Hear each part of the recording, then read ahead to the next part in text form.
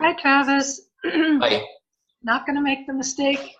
Wait, let me turn the music off in the background. I'm going to put it on pause for a minute. I'll, Okay. so I'm going to start recording now, and I want to thank you first of all to agreeing to the interview. Of course, we had a meeting on the 6th of May, and unfortunately that did not get recorded. But we have the benefit that in the meantime, I've been able to look at your excellent website, which I would like to just share for a minute with the viewers. So that's www.auravanaproject.com. And it's really a very comprehensive site where you can find all the information you might want to have about the Auravana project. But at the moment, we have the value of being able to talk to you about it. So I've got a few questions I wanted to ask for people to learn more about the project. Before we actually get into the project, I wonder if you'd mind telling us a little bit about your personal background, Travis. So everything as banal as where you were born, as education, or anything else that might give us a hint into who you are. Yeah, I was born in the United States while my parents were living in Kuwait. And so I grew up in the Middle East and Europe and Asia, and partly in the United States. And then, this is always so strange talking about oneself in this context. It's very weird. So I had a very international upbringing. I got to see many different aspects of the world at a time when, my parents could travel quite freely and I could travel quite freely. And so I got to experience a lot of different aspects and contrasts present in this, in this modern society that we kind of all commonly share globally. Sure. Lesser and greater. Was there anything by living in various countries that made a lasting impression that you can say, gee, that might have contributed to the kind of vision, the kind of things I envision for the future? Yeah, I mean, when you experience, when you're young and you're kind of, you have this sort of moral perspective on life, and you see that you're sharing the world, you're traveling sort of leisurely, and you see that you're sharing the world with people who cannot do that and who are living in much greater of a lesser condition than yourself in terms of access. It kind of weighed on me as I grew up, and over time, I kind of reoriented my life toward the perspective of how to maybe bring about a more fulfilling way of living for everyone on the planet together. Right. And so, did this influence your the direction you took with education or work? Yeah, certainly. So I was, I have several degrees. I don't think highly of them. But, in the educational system, I have several degrees. And so, at first I kind of, I've always had this, I've kind of always carried that perspective of how can we improve the world, from I guess 18 onward, when I began moving into realms of quote unquote higher education and then, working life. And so you see one from their own kind of historic perspective and cultural programming with a desire to help the world, which I think almost all of us do. That's kind of like a very important desire of all of us to help another, unless we're unwell in some form.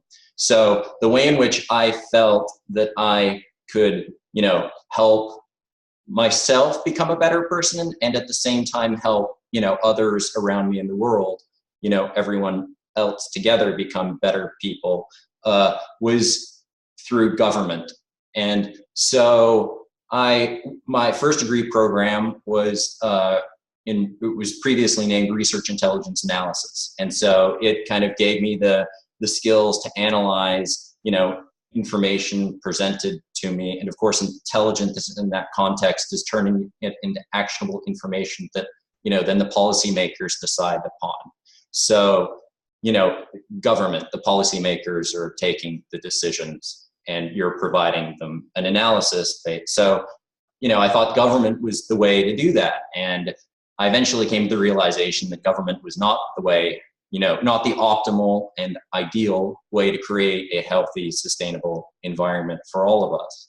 And so then I kept looking, and then I found, then I haven't found now, but at that point in time, I found education, and I said, well, maybe the education system is the fundamental way of shifting the planetary awareness of a potentially greater way of living. And so I became familiar with, these concepts. I became familiar with the Venus Project in like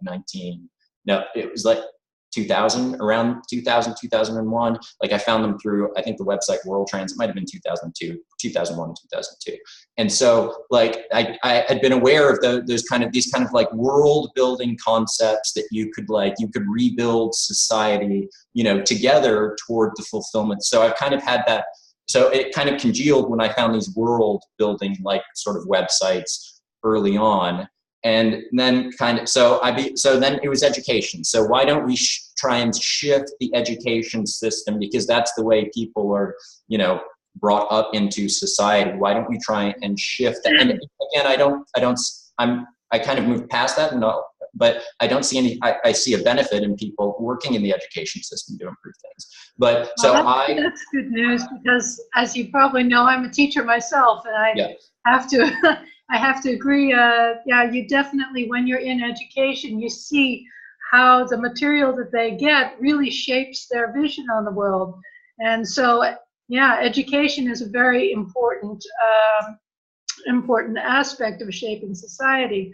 At the same time, as you talk about this, what I think is so interesting, and what you mention on your website, is this whole conception of self-actualization through work, and the inherent need, actually the human need that we have, basically, to do something which helps other people. I think this is something that everybody shares, and it clearly is reflected in your work.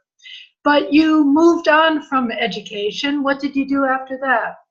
Yeah, so, I got a degree in instructional design and designing more effective, efficient, and appealing, instructional, not learning, instructional environments. And so then I went and did some work, and then I kind of I went and got the instructional design degree because I wanted to develop a model, and I wanted to turn that model into this sort of three-dimensional kind of experience.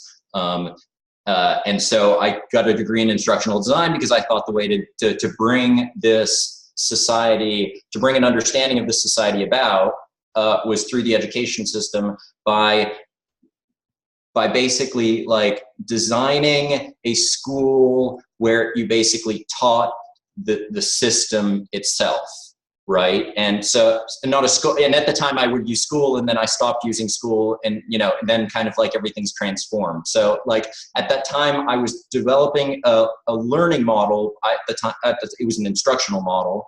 So I kind of got rid of it and reshaped it into just a naturalistic, into what humans naturally do learning. So so that we take that so I basically one sec. Sometimes my thoughts go really quickly. So I got this degree because I wanted to design this learning institute of sorts, and this applied model. And so I went to work for a period of time in a 3D company in order to get some 3D experience, because I wanted to kind of incorporate that. So then I decided that I moved away from that and decided to then begin working on the design of the institute itself. And so as I was, developing the organizational model for the institute, I found that I began exploring all of the other information that was out there, like people who purport to have our similar way of understanding and say that these are the values that, you know, those people who have these sorts of like envisions might hold.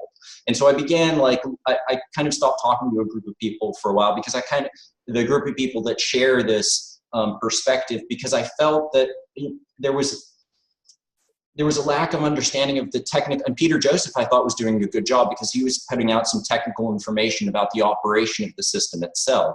And so this is what I felt was missing. So I kind of turned inside for a while and began searching for how, you know, a curriculum could be created that would fit this educational learning institute and basically, you know, provide the information to the population. So I began. Right. So if I understand you, that's sort of how the Auravana project emerged, with Yes. with the desire to give a detailed description of the actual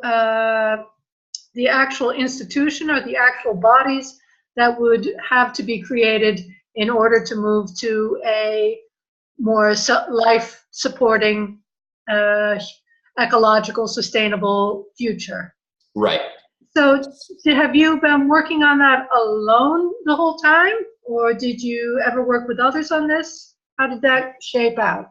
Yeah, I mean, I never worked with others directly. I mean, I feel like I've worked with others because, you know, I see other information, you know, that's an analyst then integrates that information. So up until like that point in time, I had, you know, I'd shared information. So you know, you're constantly sharing information and communicating. And so, you know, so it's the work of many people. The specifications themselves aren't named. And as I was developing this, this organizational model, I found that I was developing a social system, because what is an organizational model, but really a way of navigating together in the world, you know, a navigational system. So you have, you know, you have a mission statement, which is a direction, you have values, which are an orientation, and then you have a set of methods, you know, a set of approaches and a methodology generally that encompasses the, you know, the logic of a set of methods. So, you know, I found that and then I said, okay, well, we have this sort of organizational model. Now, how about, how would we take decisions in, you know, this sort of environment? And at the same time, I'm listening to podcasts, you know, about, you know, free schooling and, you know, this different way of allowing, you know, the youth in our population to develop freely their learning capacities and freely. So it's, you know, not being in sort of, so then that kind of influenced like how decisioning was formed. It's like, how can we create relationships not based upon power over others, you know, or based upon, you know, resource transactions, but based upon, you know, a common way of fulfilling our needs and appreciating one another. And so, you know. Could I ask, did you, when you were asking yourself this question, did you look into some alternative forms of government? So that is non-hierarchical systems such as holacracy and things like that? Yes, yes. So, I mean, you know, this is a unified system. If you look at, so decisioning is only one aspect of this unified societal system, which is composed of 4 primary systems. So like anything that has, you know, basically espouts the same principles, you know, a systems-based approach. We look at networks of relationships. We look at, you know, we look at that which is, you know, evidential through science. You know, those sorts of relationships inform our decisioning, which is oriented by our social system, right? And then that leads to a state change in the material environment in which we express a lifestyle. At first, as I was developing these 4 systems, there was the social system, and then as I was developing the decision system, I'm like, well, this is kind of an economic system. What is, you know, I thought what is economics is really, you know, at a higher level of decisions, and the same as governance, right? What is government, right? So you're just talking about decisioning at a societal, and when you're talking about a whole, you're talking about decisioning at a societal level. How do we want that decisioning to, how do we want to orient the material environment through the integration of our social system into decisioning, which leads to a state change in the material environment, and we, potentially the expression. It's all interconnected. Right, and that's the four systems. Yeah. And so at first I thought that lifestyle system was the learning system, but learning is just a part of our natural, it's just a natural cycle we go through. It's like, you're learning and you're expressing yourself in the world, and then you regenerate yourself at night, and there's an internal sort of potential sort of learning that goes on there too.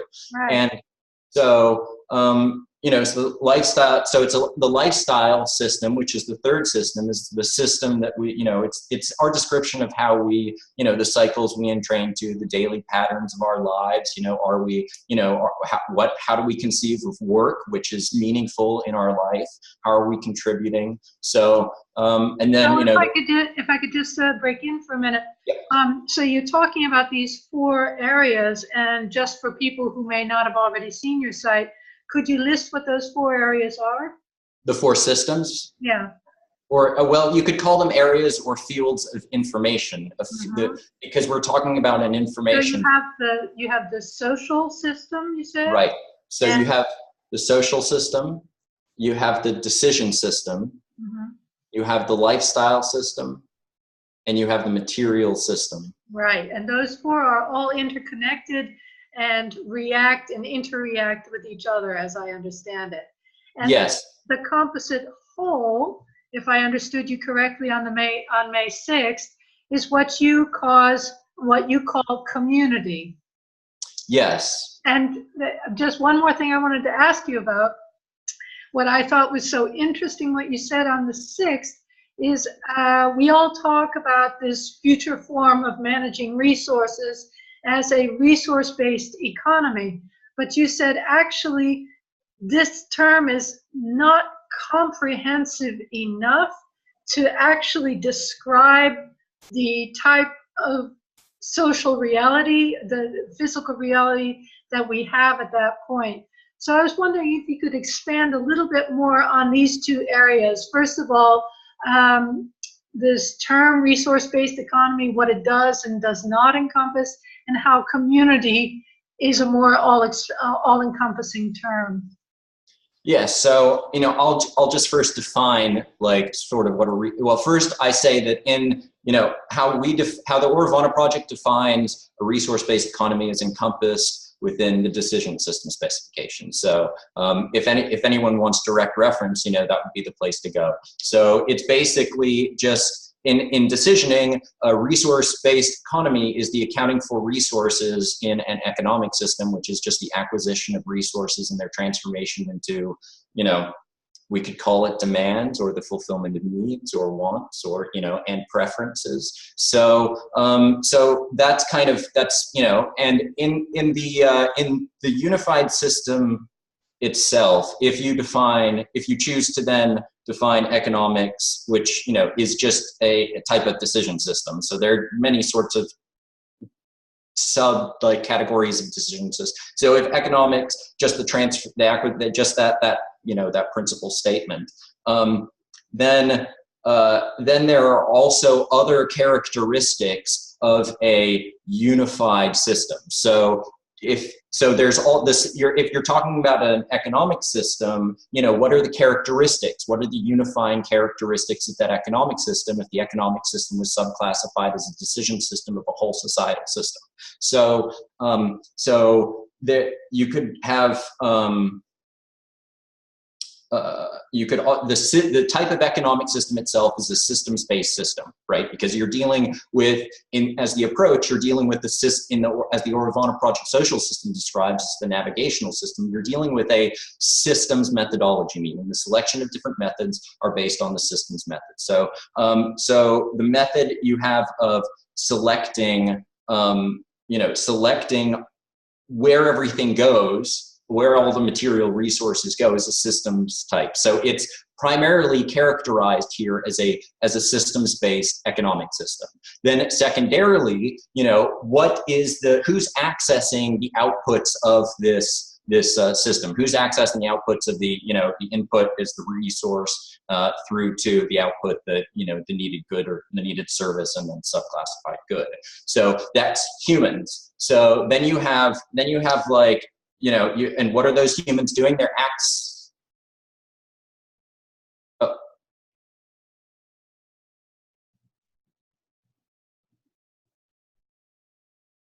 Oh, I think you muted yourself. Sorry, I just wanted to share these 4 areas on your website so that people know where to go if they want to find out about the decision-making system. So please go on. I didn't mean to interrupt you. So it's it is it's also an access-based system, because those who are accessing the services are humans. So it's an access is a characteristic, and it is a system that accounts for resources. So resources are a characteristic. Now, I guess you could put that primary if you wanted to, but it seems like you think systems, and then you think a subconception of the system is like a resource. So then resources, and then again, it's also participatory, because we're dealing with a system where we share a similar direction and orientation, and therefore that encodes into a similar way of arriving at decisions. And then that encodes to like a configurable environment that is within the range of the fulfillment of all of us. And so that it's participatory. The only way you can get to that is through a contributive and participative system. So it's also its fourth characteristic, as the decision system describes, is that it is a participatory base. So you could call it any of those. So the language we use can be confusing. So if you're talking about, if you just use the language resource-based economy all the time, then you're kind of, unfortunately, I think, and I do this too, you're missing the bigger picture, which is we're actually creating a full societal system. And you can kind of imagine this as an analogy, as an iceberg. So, and this is one of the pages I just kind of put this together recently, and it's just, an analogy an analogy is an iceberg, and it's just kind of, so but you take a body of water, and you take, imagine an iceberg in that body of water, and part of the iceberg rests above the surface, and a larger part of the iceberg rests below the surface. And so, you're living above the surface in this analogy. And so the greatest part of the iceberg that you can see without recognition of what you're looking at fully is because we're still designing and developing this, is the top of the iceberg. And in the analogy, that's kind of like the city and its service technologies, and so that's kind of, if we're just using the term resource-based economy to a large extent, and we're just thinking about the material aspect, to a large extent, that's all kind of we're thinking about. And there's actually at least three other systems that are significant in the development of what we're looking for. We're not just looking for I've got that picture here now, finally, so you can see exactly what you're talking about, that this top system, the material system, is what we actually see. But the other areas of lifestyle, the decision system, and the social system actually comprise a much greater amount of what actually determines society. So I really love that analogy. And they're less visible. Yeah. I mean, that's kind of, I guess, the whole point. Like the top is the most visible, the city system, its services, the integrated network. And that's kind of, what people think about when they think about a resource-based economy. And they completely forget that we're developing a full society, which includes, a description of the lifestyle, a decision system that basically arrives at the fulfillment of, that which we need as human beings, and a social organization that really organizes and directs this whole thing into the expression of that material system, that just using the term resource-based economy kind of conceals everything beneath the surface. Yeah, I mean, so much is also implied but not explicitly said in the description of a resource-based economy when we talk about a shift in values or a holistic approach. But what is mainly concentrated are indeed the material aspects that will be changed and will be affected most decisively by things, by technology and artificial intelligence. But without the changes in lifestyle, decision making, and the social system, those material changes will not be sufficient to actually move society ahead. And I think we've seen that in the past with what Fresco termed the social experiments of socialism and communism.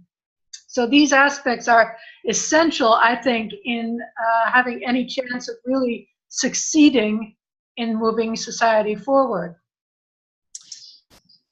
Yes, I agree. I think we need to explicate, we need to explicate that which we need to design that which we are promoting. And that's exactly the whole point of your project, isn't it? I yes. mean, to have explicit plans in place so that when actually we're able to start implementing, we don't have to scratch our head and say, oh, how are we going to do that? In an open source manner. Yes. Right. So, yes. I'm glad you brought that up about that open source choice, because that, of course, is also something that is extremely interesting. Open source knowledge is one of the, let's say, the foundations of the proposed society of the future. Can you tell me why you've chosen to work open source now, even though we are not that far ahead, that we're still in a society in which knowledge is considered property?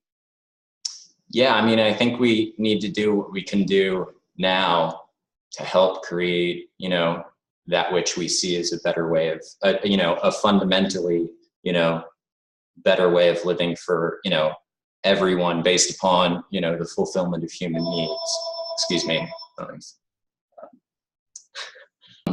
Yeah, I think we can do what we need to do, what we can do in the moment. And at the moment, what I can do is I can facilitate the development and sharing of a specification that has no sort of rights attached to it, that everyone can use, because that's kind of what we're creating together, are we not? The design for a living system that we share in common. And so we need to be able to commonly, duplicate it. And so open, that's the natural state. If that's open versus the market, right? Which is kind of what closed means. It's or government or secrecy, or I guess there are a variety of other different. But market is one form of being closed. And so when you begin talking about rights, I guess the market state. So there's no need doing, let's not include that right now unless you need to, because you're living in the market. And, I'm living with family, so I'm able to, some people, potentially might need to maintain their systems as closed source.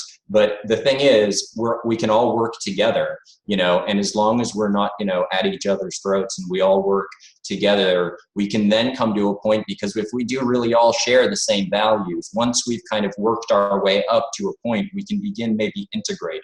And maybe that's not happening now between these open source projects and these closed source projects. I know, who knows how much, either is developed unless they're releasing it. That's one thing about, when we eventually come to create this sort of system, there's safety, and that's just, there's safety and openness. And that's, we're creating something common, and we're creating something that we desire, to fulfill all of us and create a stable, healthy ecology and healthy state, for all of us. And so that requires... That's an interesting comment that you made. There's safety in openness. How do you see that? Well, when we can all share and see. Okay, so this is one way of thinking about it, right? Mm-hmm. And we're moving into, like, have you heard the word thought responsive before? We're moving into a more thought responsive environment. Technology is basically allowing the environment to more greatly respond to our thoughts. So, like, to create, local electromagnetic energy, in the past you needed sticks. Now, then you needed maybe some sort of gas, and, you previously had a fire. Then you needed, right. now you have electricity. Now you can walk in like a room and the room knows that you're in the room. In the future, we're moving into a more thought responsive environment. And so there are so many spam callers. I get so many spam callers. I can't tell you. It's like, there's a home phone here. I'll pause you again. So we're moving into a more thought responsive environment, and, via technology. And we need to be more careful in how we, and we need to be more sharing in how we take decisions in a environment where the Don't worry about it. it's confusing. These are professional films, guys. They're wanting money from me. Yeah, exactly. Capitalism imposes on us even now. Yes. But I love that line of thought, that because, and there are many implications held in it, of course, of developing a more thought responsive environment, owing on the one hand to technology, but also the concurrent development of consciousness that at least a segment of the population is able to enjoy. And the idea that this also means that that by working together, by sharing thought, that the sum can actually be greater than the parts that make it up. Is that pretty much is that one of the things you might be implying, or have I got that? Sure. I mean, when we're in a thought responsive environment and the environment's responding to our thoughts, we need to be more careful in our thoughts, and we can also shape the environment together. And then it's like, how do we determine the direction we want to shape our environment? And, then what is that direction? And, how are we going to orient ourselves together? Because the alternative in a highly thought responsive environment, if we don't orient ourselves toward a higher potential state of, human need fulfillment and expansion of our capabilities, which I don't know, possibly if you're talking about like the evolution of our species in some way, who knows what, we can do when we come together, who knows how our, our biology, and consciousness might shift. But if the most important aspect of this is that if we don't do that, there are consequences in a more thought responsive environment, and those consequences aren't always that pleasant. With a more thought responsive environment, we can more rapidly generate human fulfillment for all, or we can more rapidly generate its opposite, suffering. Yeah, I think also that not wanting to sound like a conspiracy theorist or anything, but the type of marketing, especially in terms of news and the things that media is promoting, reinforce a sort of sense of powerlessness, a sense of people not being able to change things, which of course keeps the current way of thinking and the current way of doing things in place. So it's almost a social responsibility to be aware of having thoughts or creating your thoughts in a way that is going to move society forward instead of remain stuck in the situation that we see here. Yes, I concur.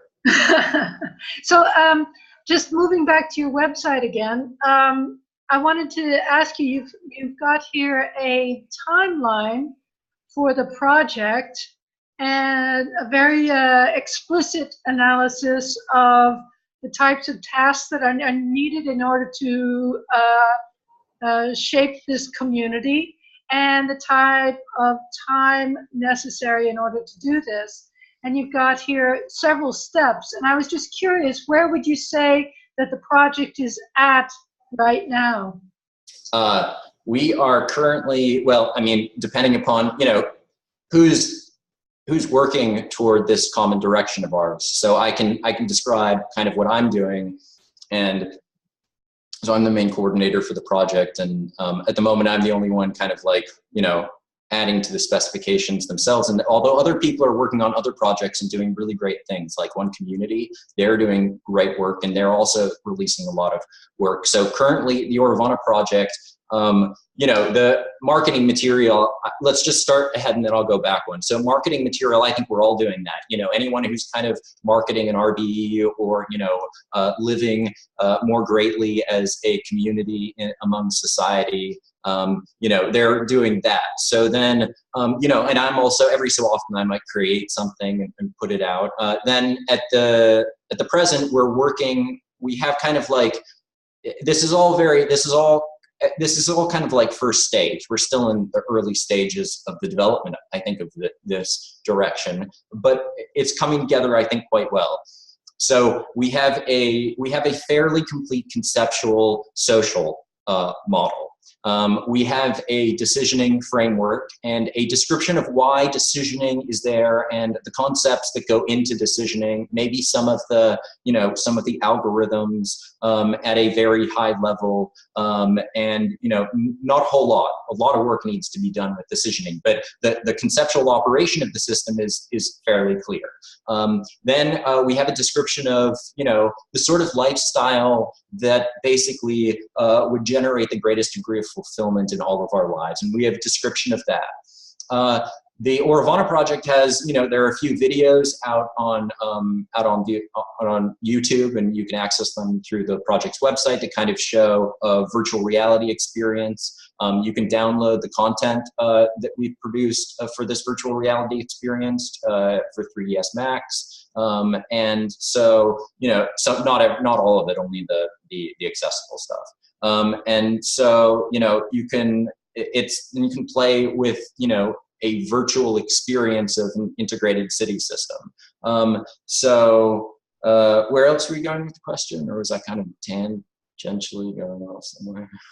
No, that's brilliant. I was just wondering where you were, and what I'm hearing from you is that on the one hand, you're still in the sort of basic stage of actually working out the description, but at the same time, you're aware that there are other projects working on different stages.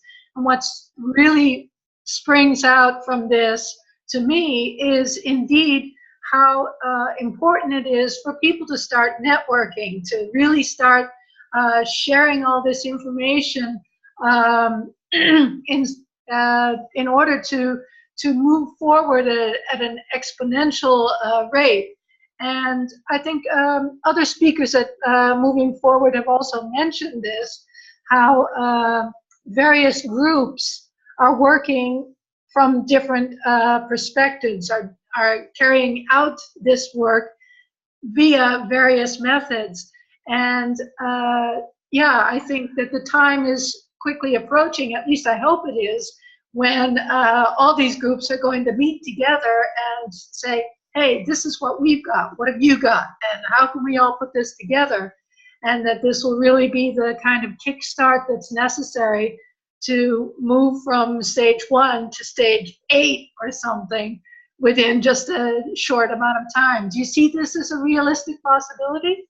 Yeah, so as we're moving into this more kind of thought responsive environment together, and we're maintaining kind of more of a global awareness of everything, you can think what societal design, what is a societal design specification? It's like, that's not a common term for anyone to use. You have what is government, and then you have like what are all these different things kind of in the market state based upon a set of principles that don't necessarily orient towards human fulfillment.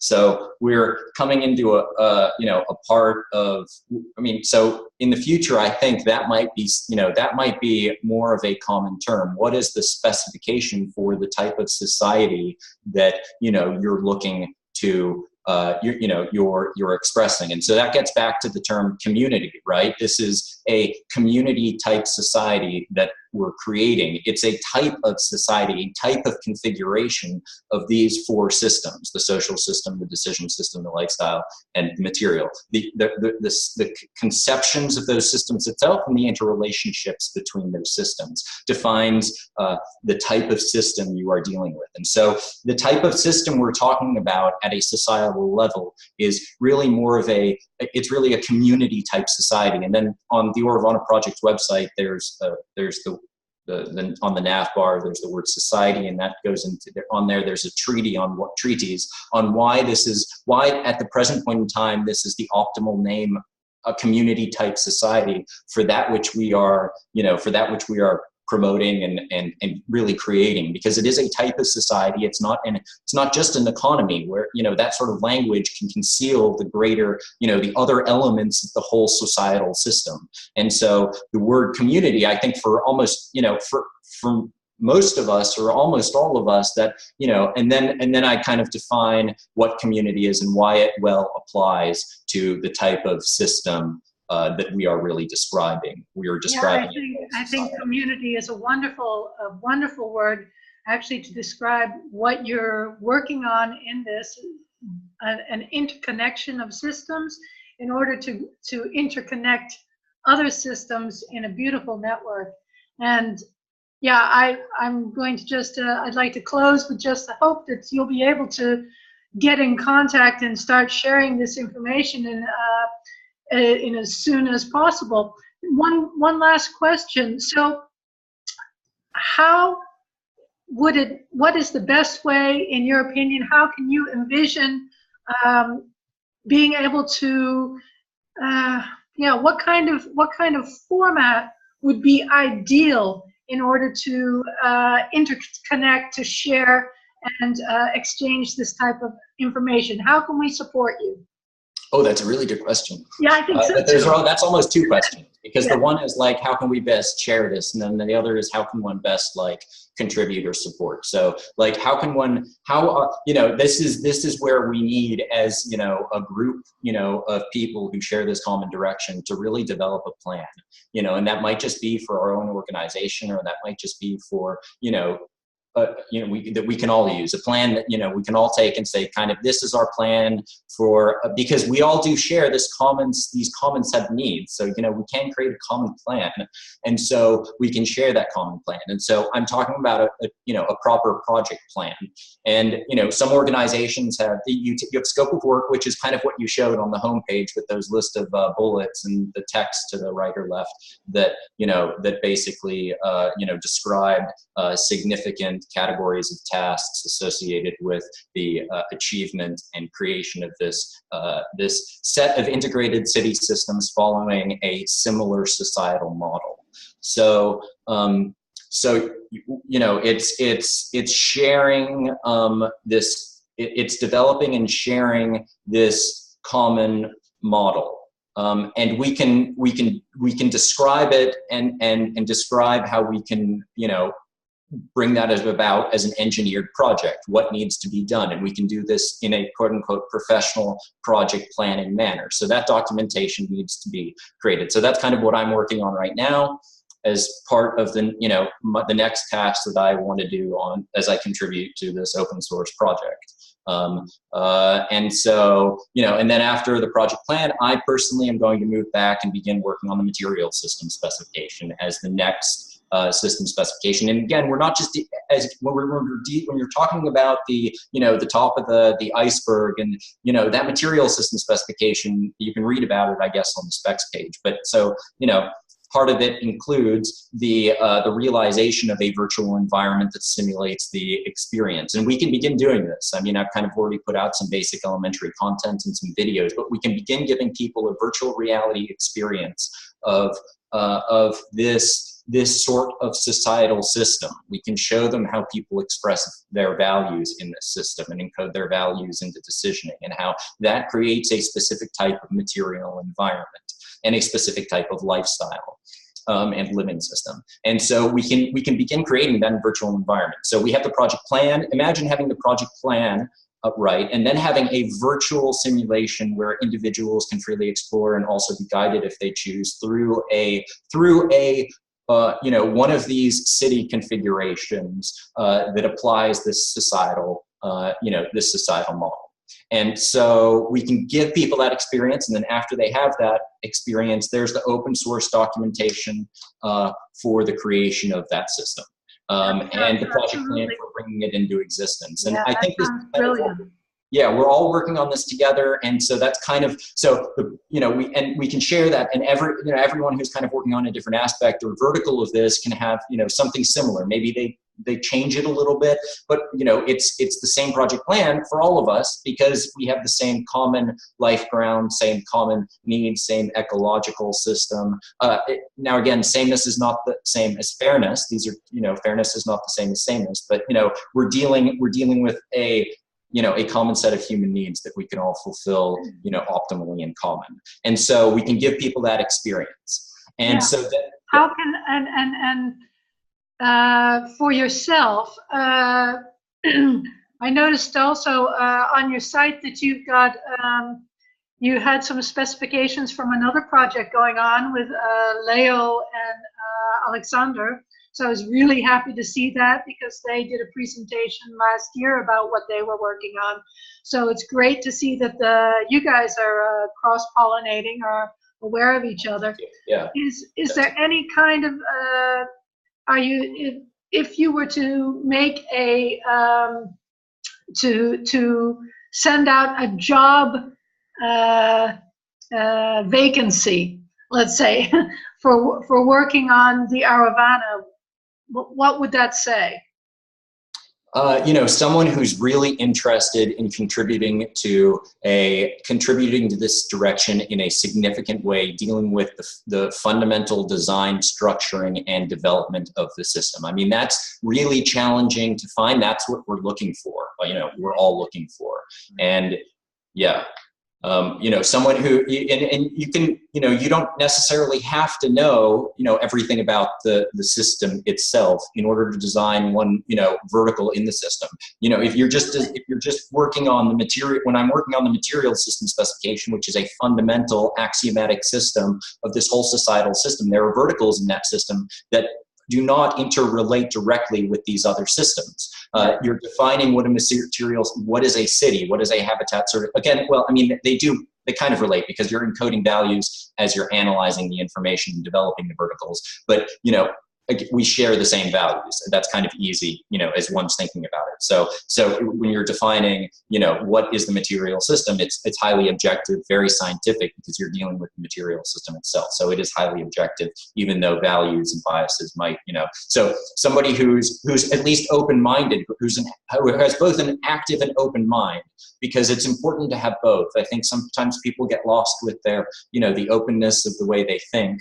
And this is one of the things described in the social system. Like sometimes our beliefs and limitations can get in the way of our, of developing a greater understanding of what's actually occurring. And this happened to me as I was, someone who has both an active, open, but also critical mind, doesn't just accept information, but integrate, because one's own, we're having our own sort of, personal experiences, and we're integrating information, we're integrating information together, but also self-awareness is also very important.